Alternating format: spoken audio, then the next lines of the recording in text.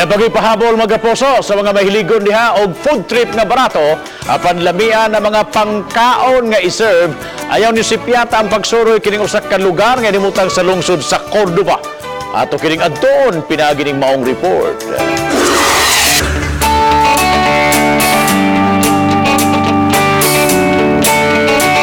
Susama gayod sa usa ka food festival kung makabisita ka ni ining lugar sa lungsod sa Cordova.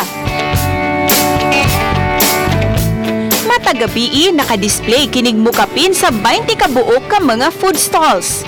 Klase-klase nga mga pagkaon ang pwede kaayong kapilian, gikan sa mga prutas, pangpanihapon, hangtod na sa mga desserts, mapalit gayud dinhi.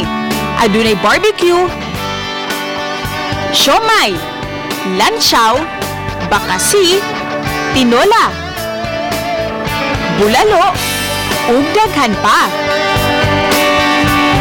Among giduol si ate nga may giukay-ukay pa nga sabaw sa manok.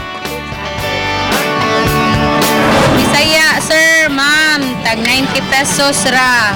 Healthy kaayo kay nay luyan. Kining usa ka pamilya, enjoy kaayong gisawan ang tuna pa nga sa panihapon.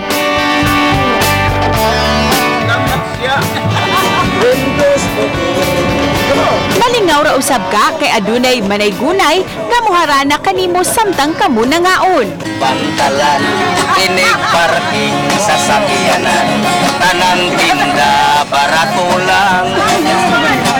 May kinugnom, may kibasan.